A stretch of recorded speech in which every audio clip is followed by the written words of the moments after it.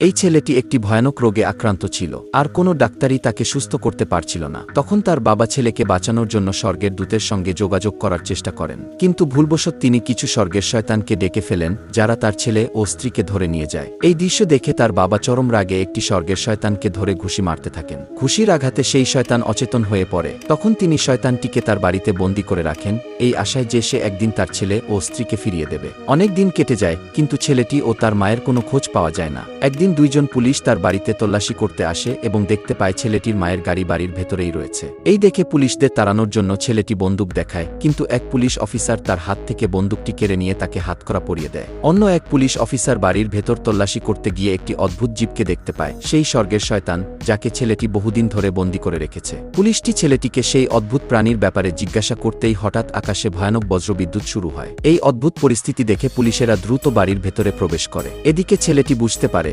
স্বর্গের সেই শয়তানের সঙ্গীরা তাকে ফিরিয়ে নিতে এসেছে।